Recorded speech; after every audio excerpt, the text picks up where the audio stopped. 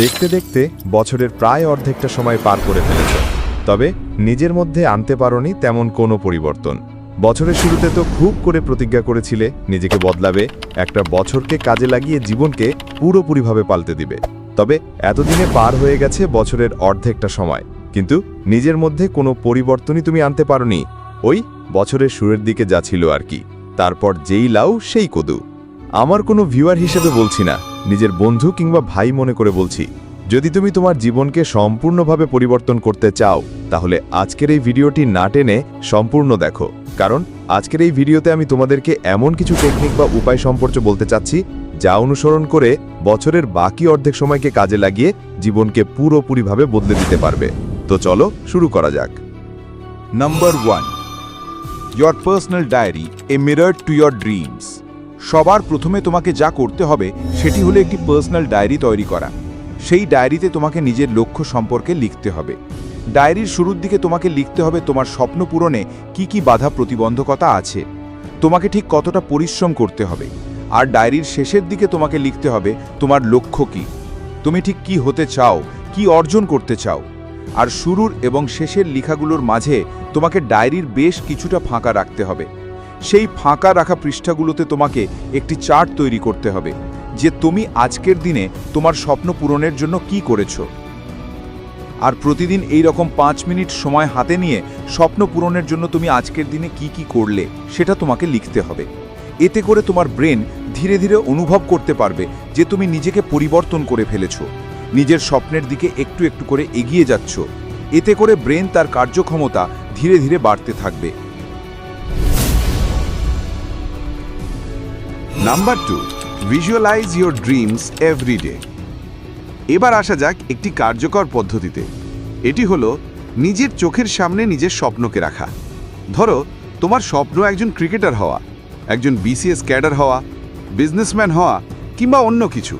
তবে তোমার একজন আইডল রয়েছে, কিংবা যেটি দেখে তুমি তোমার স্বপ্ন কি তা নির্ধারণ করেছো, লক্ষ্যটাকে সেট করেছো।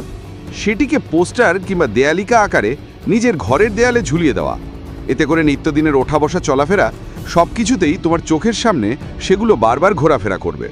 ফলে তোমার মাইন্ডে সেগুলো নিয়ে বেশ পজিটিভ কিছু চিন্তাভাবনা তৈরি হবে, যা তোমাকে তোমার কর্মক্ষেত্রে বা তোমার আচরণে পরিবর্তন আনতে খুবই সাহায্য করবে।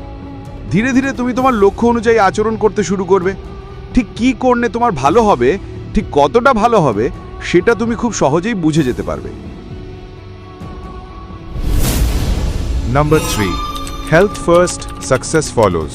মানুষের যে ধরনের স্বপ্নই থাকুক না কেন, সব কিছুর জন্য দরকার শারীরিক ও মানসিক সুস্থতা। তোমার মস্তিষ্ক যত বেশি অ্যাক্টিভ থাকবে তুমি ঠিক তত বেশি এগিয়ে যাবে। তোমাকে অবশ্যই খুব ভোরে ঘুম থেকে উঠতে হবে, কারণ আমাদের মস্তিষ্ক ভোরবেলা সবচেয়ে বেশি অ্যাক্টিভ থাকে।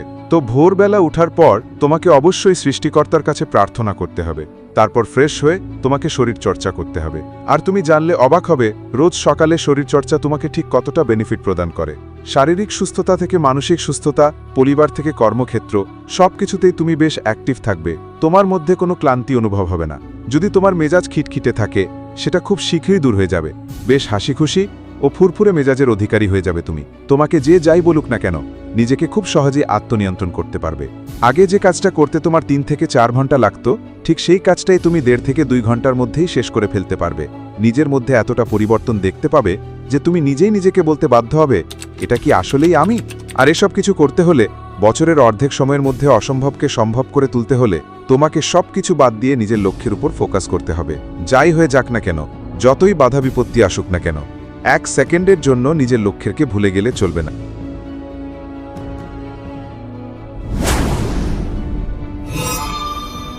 Number 4, conquer time, say no to ডিস্ট্র্যাকশনস।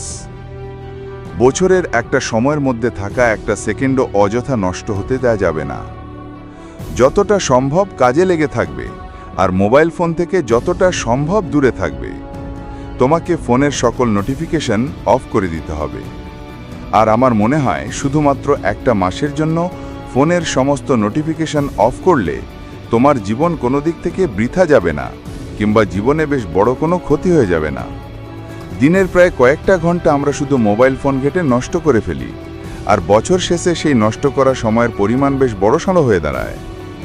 ঘন্টার পর ঘন্টা মোবাইল না দেখে সেই সময়টা আমরা গুরুত্বপূর্ণ কাজে লাগাতে পারি। ছোট বাচ্চা থেকে শুরু করে বয়স্ক প্রত্যেক মানুষই তাদের জীবনে কতটা সময় মোবাইল ফোনের পেছনে নষ্ট তা হিসাব রাখা প্রায় অসম্ভব।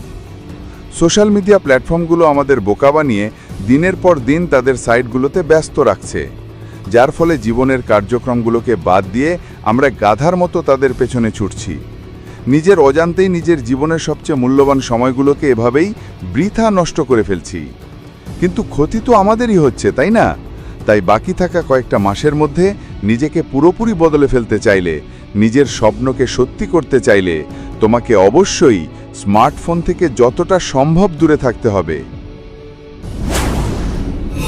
Number 5, learn and grow from inspiring personalities. তুমি কখনোই একা একা থেকে নিজেকে বদলাতে পারবে না। তোমাকে অবশ্যই কারোর সাথে মিশতে হবে। যাদের পার্সোনালিটি তোমার কাছে বেশ ভালো লাগে তাদের সাথে মিশে তাদের নিত্যদিনের জীবন, ডেইলি লাইফ রুটিন সব কিছু উপলব্ধি করতে হবে। নিজের স্বপ্ন পূরণে তারা কত ডেডিকেটেড সেটা তোমাকে বুঝতে হবে। নিজেকে মিথ্যে বলা বন্ধ করতে হবে। কোনো একটা জিনিস করতে ব্যর্থ হলে অজুহাত দেওয়া বন্ধ করতে হবে। তোমাকে মেনে নিতে হবে, হ্যাঁ, ভুলটা আমারই ছিল, আমি ঠিকমতো করতে পারিনি, তারপর আবার কাজটা করতে হবে। কোনো কিছুতেই হতাশা হতে পারবে না, কারণ হতাশা মানে তোমার ইচ্ছাশক্তি কমে আসা। যত কিছুই হোক না কেন, কখনো নিজের ইচ্ছে শক্তিকে বিন্দুমাত্র কমতে দেয়া যাবে না। Number 6, be yourself, not someone else. অন্য কারোর সাথে নিজেকে তুলনা না করা। তুমি হয়তো এতদিন নিজেকে অনেকের সাথে তুলনা করে আসছো, কিন্তু আমি বলছি আজ থেকে কখনো নিজেকে অন্যের সাথে তুলনা করতে যাবে না। সৃষ্টিকর্তা সকলকে এক বানায়নি, সকলের মধ্যেই কিছু না কিছু পার্থক্য দিয়েছেন। পার্থক্য অবশ্যই আছে, তাই কখনো মাথায় এটা আনা যাবে না যে আমি ওর মতো হব। তোমাকে হতে হবে নিজের মতো। নিজের পরিচয়ে তোমাকে করে তুলতে হবে। যদি তুমি অন্যদের মতো হওয়ার চেষ্টা করো, তাহলে ভবিষ্যতে যদি তুমি সাকসেসফুল হও, তাহলে লোকজন তোমাকে বলবে, বাহ, তুমি তো ওর মতো। আর যদি তুমি নিজের মতো হও, তাহলে লোকজন কখনো তোমাকে অন্যের সাথে তুলনা করবে না। তোমাকে অন্যের মতো নয়, বরং অন্যদের তোমার মতো সাকসেসফুল হওয়ার উপদেশ দিবে। তোমাকে হয়ে উঠতে হবে নিজের মতো, নিজের আলাদা একটা পরিচয় থাকতে হবে। এই কয়েকটি মাসে কখনো কারো কাছে কোনো আশা কিংবা প্রত্যাশা করবে না। মনে করবে এই পৃথিবীতে তোমার কেউ নেই, তুমি একাই পৃথিবীতে সংগ্রাম করে টিকে থাকতে হলে তোমাকে ঠিক যা যা করতে হবে, যেভাবে করতে হবে, তুমি ঠিক সেভাবেই করবে। আর হ্যাঁ, জীবনটা তোমার জীবনকে শুধুমাত্র তুমি পরিবর্তন করতে পারো। তোমার জীবনকে অন্য কেউ পরিবর্তন করার ক্ষমতা রাখে না। সে ক্ষমতা যদি কারো থাকে, সেটা শুধুমাত্র তোমার। তাই নিজেকে একবার আয়নার সামনে দাঁড় করাও, নিজেকে খুব ভালো করে দেখো, নিজের মধ্যে ঠিক কি কি পরিবর্তন আনতে হবে সেগুলো ভাবো। আর শুরুতেই বলেছি, পার্সোনাল ডায়েরিতে সেগুলো লিখে রাখো। বাইরের লোকদের কথায় কোনো কিছু যায় আসে না, তাই কে কি বলল, কে কি ভাবলো সেগুলো ভুলে যাও। দূরে থাকো সেই সকল মানুষের থেকে যারা তোমাকে কনফিডেন্স তো যোগায় না, বরং তোমার কনফিডেন্স বারবার ব্রেকডাউন করবে। মনে রাখবে, তারা তোমার জীবনকে পরিবর্তন করবে না, তারা তোমার কোনো কাজও করে দিতে পারবে না, তারা শুধুমাত্র তোমাকে সান্ত্বনাটুকুই দিতে পারবে। আবার এমন অনেক মানুষ আছে যারা তোমাকে সান্ত্বনা তো দিবেই না, বরং তোমাকে ছোট করে কথা বলবে। তারা তোমাকে বলবে, খুব তো বলেছিলে নিজেকে পাল্টে দেখাবি, কোথায় গেল সেই কথা? আর তুমি নিশ্চয়ই তাদের এই কথাগুলো কোনোভাবেই শুনতে চাও না। তাই বলছি, কেবল কয়েকটি মাসের জন্য নিজেকে এমনভাবে তৈরি করো যেন বছর শেষে তুমি যখন সকলের সামনে গিয়ে হাজির হবে, তখনই যেন সবাই বলতে বাধ্য হয়, কে তুমি? তাই এখনই সকলের কাছে নিজেকে নতুন করে তুলে ধরার জন্য প্রস্তুত হয়ে যাও নিজের জীবনকে পুরোপুরিভাবে পাল্টে দিতে। আর তোমার এই অগোছালো জীবনকে সুন্দরভাবে গড়ে তোলা লাইফ চেঞ্জিং ভিডিও পেতে সাবস্ক্রাইব করে আমাদের সাথেই থাকো। Thanks for watching.